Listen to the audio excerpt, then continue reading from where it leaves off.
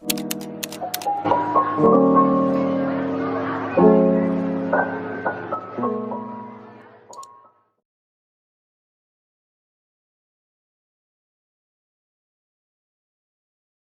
guys, assalamualaikum warahmatullahi wabarakatuh. Welcome back lagi di channel aku. Buat yang baru gabung,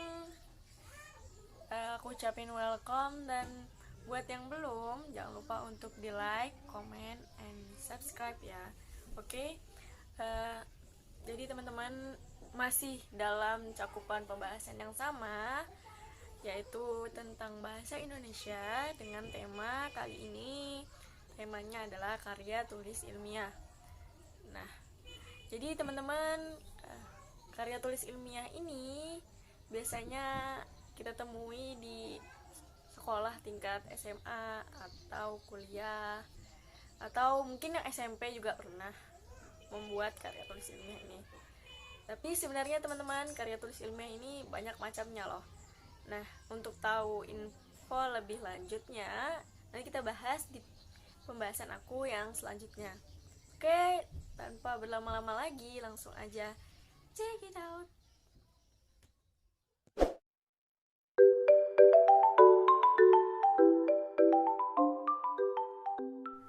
Oke teman-teman, berbicara tentang karya tulis ilmiah. Di sini ada beberapa sub yang akan aku ulas mengenai tentang karya tulis ilmiah.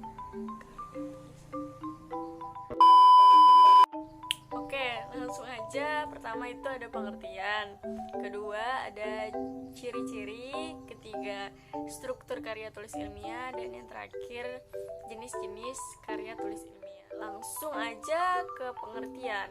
Jadi pengertian karya tulis ilmiah merupakan karya tulis yang dibuat untuk menyelesaikan suatu persoalan atau permasalahan dengan landasan teori dan metode-metode ilmiah. Atau jika diartikan dalam pengertian yang lain, yaitu teks yang disusun dengan sistematis dan logis, juga memenuhi kaidah ilmu pengetahuan yang berlaku. Next, kita lanjut ke ciri-ciri karya tulis ilmiah. Jadi teman-teman, karya tulis ilmiah ini memiliki ciri-ciri seperti pertama itu logis, kedua sistematis. Jadi karya tulis ilmiah ini disusun dengan urutan yang berkesinambungan. Kemudian yang ketiga, objektif dan teruji. Dan keempat, tuntas dan umum. Jadi semua masalah yang ada dalam karya tulis ilmiah dikupas secara tuntas dan lengkap. Dan yang kelima, baku dan bebas plagiarisme. Jadi bahasa-bahasa yang digunakan dalam karya tulis ilmiah itu bahasa yang baku, sesuai dengan PUEB, dan juga tentunya harus bebas dari plagiarisme. Selanjutnya, karya tulis ilmiah juga bersifat reproduktif. Artinya, karya tulis ilmiah harus mampu menyampaikan makna yang ingin disampaikan. Yang selanjutnya, tidak emotif. Dalam karya tulis ilmiah tidak melibatkan perasaan. Kemudian tidak ambigu. Dan kemudian menggunakan kaidah keilmuan serta menggunakan kalimat yang efektif. Jadi teman-teman, karya tulis ilmiah ini biasanya disusun oleh struktur seperti halaman judul, abstrak, daftar isi, pendahuluan, kemudian kerangka teoritis, metode penelitian, hasil dan pembahasan, kesimpulan dan saran, dan tak lupa ditutup dengan daftar pustaka. Pertama, halaman judul. Jadi teman-teman, halaman judul ini disesuaikan dengan topik yang diangkat pada karya tulis, dan tentunya harus ditulis dengan kalimat yang jelas, juga dikemas dengan kalimat yang menarik. Yang kedua, ada abstrak. Jadi abstrak ini merupakan ringkasan dari karya tulis yang di dalamnya memuat tujuan penelitian, metode penelitian, pembahasan, data, dan biasanya di akhir paragraf abstrak ini terdapat keyword atau kata kunci. Selanjutnya, daftar isi. Namanya daftar isi, berarti di di dalamnya memuat list-list dari subbab yang akan dibahas dalam karya tulis ilmiah dan juga halamannya, letak halamannya. Kemudian ada pendahuluan. Jadi di dalam pendahuluan ini biasanya terdapat latar belakang masalah, rumusan masalah, pembatasan masalah, tujuan penelitian, manfaat penelitian, dan sebagainya. Kemudian yang kedua itu metode penelitian. Jadi teman-teman, metode penelitian ini merupakan prosedur penelitian yang menjadi petunjuk penulis untuk melakukan langkah-langkah yang benar. Jadi metode penelitian ini terbagi menjadi dua. Yang pertama metode kuantitatif atau berdasarkan dengan data dan perhitungan, dan yang kedua metode kualitatif. Selanjutnya ada yang namanya kerangka teoritis atau yang biasa dikenal dengan landasan teori.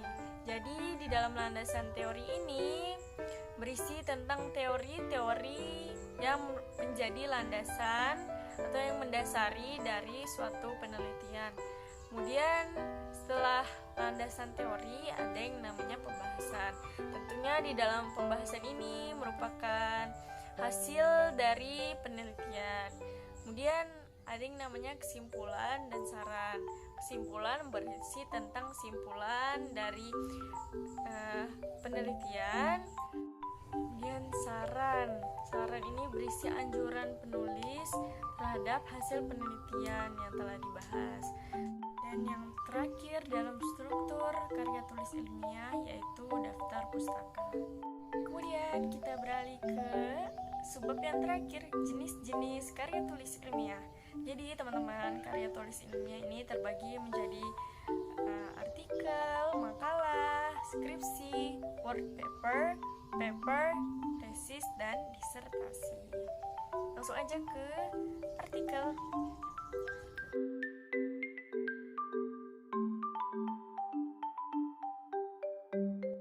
Yang kedua ada makalah. Makalah adalah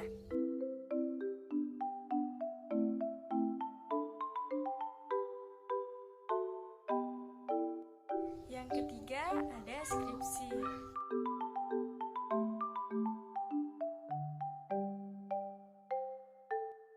Yang keempat ada work paper. Jadi work paper adalah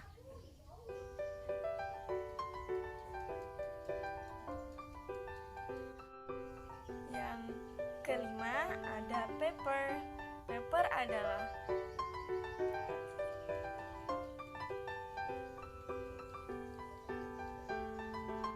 yang keenam ada tesis.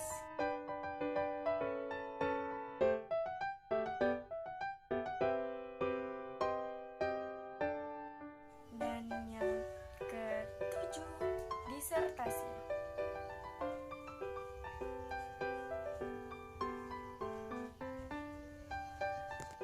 Dan materi kita sudah selesai.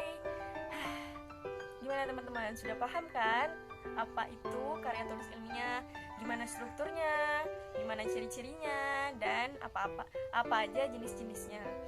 Oke, udah cukup ya untuk video kali ini. Jangan lupa untuk terus nantikan video aku yang selanjutnya. Oh ya, sebelum kalian klik end, jangan lupa untuk like, komen, dan subscribe tentunya. Oke, langsung aja